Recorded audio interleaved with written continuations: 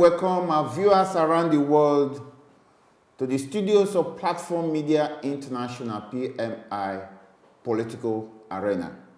Tonight I have in the studios on my left Obi Iziadibe, a software engineer based in Vancouver, Canada. Obi, welcome to the program. Thank you, Joe. Welcome back again. I had you last time, and on my right I have Ebenezer Badewa, a financial analyst also based in Vancouver.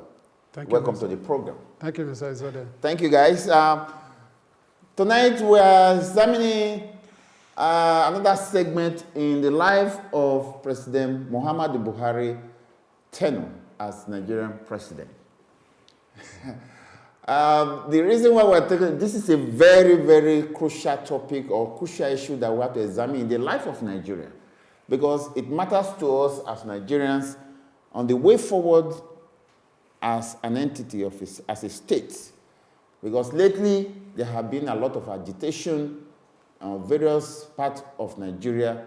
I don't know if I can call it agitation for self-rule or separation. In the east, you have Boko Haram, although that goal is not defined or what they want. In the south, we used to have the militants, Delta militants. And lately, there have been a lot of upheaval in the east by the people from the east agitating for the Biafra state. Guys, we're going to look at that tonight. And there's another person to start this. I want to start with Mr. Obi Iziadibe. What is this agitation? Because it wasn't there maybe 16 years ago. This is a recent thing from the south-south to northeast, and now in the east, people agitating for self-rule. Does it augur well for Nigeria? It does, and it doesn't. It has always been there. To say that it hasn't been there would be a huge mistake. The late Adelebu from Ibadan of the Ibadan People's Party stated that Nigeria was a political mess, and it has always been a political mess. We have problems as a nation. We need to understand these problems and then deal with these problems. To look over these problems would be a recipe for disaster, and the government has been closing their eyes to these problems over the years. So that's why we have these agitations. Okay, I'll come back to you. Let me just take it to Ebenezer Badewa. This issue about self-agitation from east, west, and north, what is your take on that, Mr. Badewa? Yeah, the problem we have is since when we deviated from the first civilian rule and the advent of a military rule that starts slicing the country into state from 3 regions to 12 states, and from there to 19, I think that's the root cause of this problem we are having. So the problem has not been addressed, even with our democracy. Nobody is looking into it. So until we go back to the basis and look at how did we started in 1960 or way before 1960 and pick it up from there, until then, there will be no peace. I don't know if Mr. Obi wants to agree with that, but that's where the political crisis comes from, because of splitting of people with the same identity to different states. No, I don't completely agree with him. I partially do, but the problems go way back to the 1900s with the British bringing in unwilling ethnic nationalities and forging them into a nation. And so we've constantly had agitation. Prior to 1960, way back to 1945, we have constantly had agitations. And we have gone on the principle that we can manage it. But we've not been able to manage it. So we need to deal with it. And I have very simple recommendations on how to deal with it. And it's not a difficult thing to do. It's not peculiar to Nigeria. Okay, you said you have some recipe or kind of simple reasons to give. One of the simplest reasons I can give is our national conferences had not worked. So we've had an Institute of International Affairs. Change it to an Institute of Internal Affairs. Let us study our internal economies. What are the concerns of this group?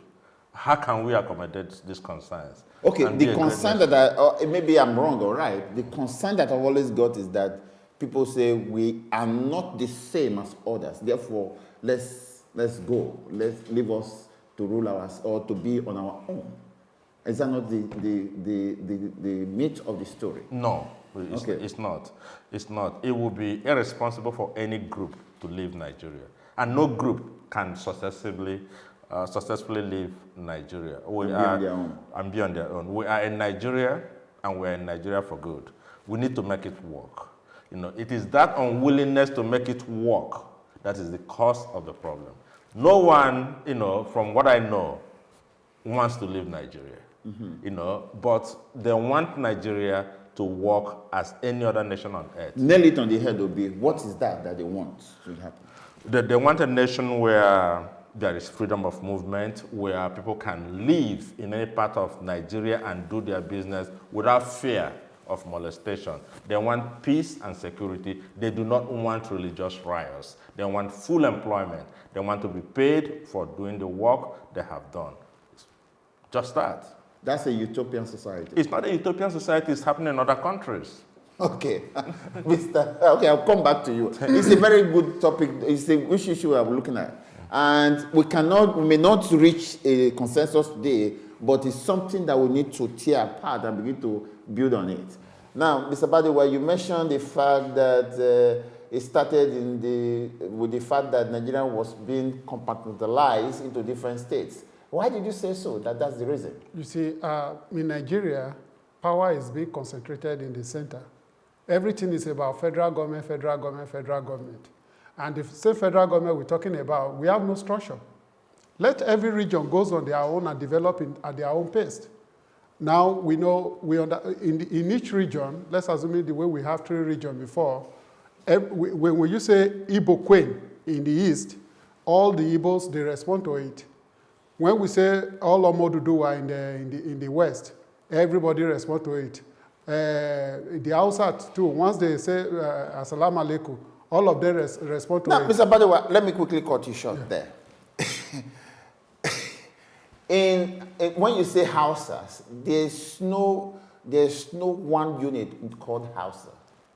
Okay. Yes. Yeah, but religion and culture. Even in Yoruba, yeah. I schooled in the Yoruba state. There's no what I call a monolithic society among the Yorubas. It's true, but we still see ourselves as one. The whole Western region. So, if an Ijebu man can tolerate an Egba man, yeah, why would the Egba man not tolerate an Edo man?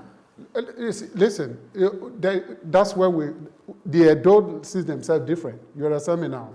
Even the Edos. I understand, but there are this little culture that bind us together in a way. In a nutshell, we want regional government. All power should not be concentrated to the center. Mr. That's what I want to say. What do you say to arguments like it's an excuse for people to pull away? Because even in families where you have 5 people, there's the politics of who I love most and who I don't. So, even when Yorubas or Igbos decide to go on their own, yes, let me tell you something. I think I'm in Nigeria, and I was born, I know a lot about the Igbos, and I schooled in the Yoruba states. An Igbo man, for instance, I know there are a lot of division. If I'm wrong, put me right. You're correct. In Igbo land, there's a language they call Wawa. And that language, that is very, very patronizing to people from Enugu states. You understand? So they are not together. I schooled in Yoruba states. I know that an Egba man does not have too much regard for an Ijebu man. I'm saying that for God's sake. And that is true. So if you lump these people together, okay, we are the same, according to you, we are the same.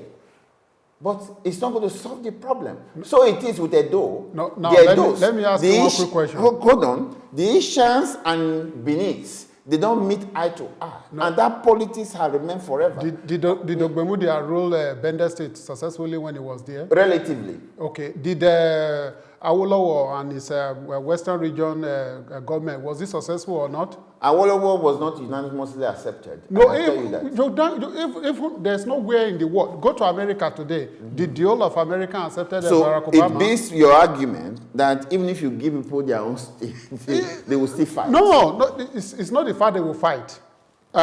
America, the first world. Obama has ruled the place now for almost 8 years. Yes. What, is the system not working? Did But everybody accepted him? have you remembered, I hope you have not forgotten that under Obama, Yeah. a lot of blacks have been shot dead. That's not for the one point. reason These or are the the other. problems There's that so has much been- discrimination No. right now. Listen, sir. We are taking it to all these kitchen differences. Okay. We're talking about a country, a region, where there is rule of law, where there is a structure. Everybody will fall into line when this thing is put in place. Power is over-concentrated in the center in Nigeria, period. Okay. Let's Okay. decentralize Let me go back to Nigeria. Obi. Obi, now, what we are saying, I think is a little bit different from the agitations in Nigeria. The Niger data says this is our oil. It belongs to us. There's no need to use it to feed others. The Biafra is saying that they have been so marginalized, and therefore we have to have our own Biafra state. Boko Haram is saying we don't need anybody here because the outside influence is corrupting our system. So leave us alone. So yours is different from what they are saying back home in Nigeria. So where do we go from there? Well, what I can say is that what they are saying is a different way of expressing their disaffection with the way Nigeria is working. They do not want a separate existence from Nigeria, but they are using the agitation for a separate blackmail, right? A blackmail Okay. to restate I get you. The fact that we want a great nation. We are not having it. And so let's agitate. Oh, okay. Now, it reminds me of one politician in my village who says the best thing, sometimes it's not always the right thing to demand for something. You can lie to get what you want to get. Yes. So these people are trying to blackmail the government, if I get what I'm saying. Yes, but I want to talk about the protest in eastern Nigeria by people who are agitating for Biafra. There is one reason why you have those protests. You don't have it in Yoruba land, you don't have it in northern Nigeria. OPC was in Yoruba. No. OPC is not agitating for separate Yoruba statehood, just like the East. Okay. The only reason why it is happening in the East is that there is a separation between the people and the political leadership. Okay. Now, the political leadership in the East goes to Abuja to look after their pockets. Okay. And so they do not represent the masses, and they do not take the grievances of the masses. So it's The a federal kind of a government. misplace. It's a kind of misplacement. So if the federal government wants to address that issue, they'll have to go over the head of the political leadership of So to Eastern say, the political leadership. yes, because we've had a road between Onitsha and Owerri that could not be completed for 8 years during Obasanjo, and it was blamed on Igbo politicians. Now we've had one from Enugu to Onitsha that has remained uncompleted for about 8 years. It is still the Igbo politicians. From Enugu to Port Harcourt, the same thing. So impossible. the federal government must make direct investments that will impact the life of Easterners, and those agitations will be a thing of the But is past. it hard to do? They have not realized the need to do that. Because I was discussing with a political analyst that Nigerians are the most grateful people ever that you can meet. What do they need for Nigerians to be happy? Light roads and security. And security. That's it. So is that difficult for a government to fulfill for their citizens? It's not difficult, but they need to realize the need to do that. Okay. We will come back to discuss this because this is something that Nigerians want to listen to. At least we from outside who are enlightened, who have seen how states run their system, we can set an agenda for Nigerians and let our brothers and sisters back home listen to us, and perhaps we can take the lead in this direction. Thank you. So, Mr. Obi, thank you for showing up, and I appreciate your incisive comment. And Mr. Badewa, we will continue to hammer on this because these are the things that we want to set an agenda for our people back home. Thank you guys for showing up, and I appreciate your presence here. Thank you. And I guess whenever I invite you guys, you'll show up. And viewers, we won't go on this. We'll come back to keep talking about this because this time is too short for us to hit the nail on the head, but we're just beginning to scratch it. And I guess you guys will be interested to listen to what we have to say. And with that, I thank my guests for showing up, and I will be coming back next week. I'm yours sincerely, Joe Ehizode, and I wish you a happy night rest. Good night.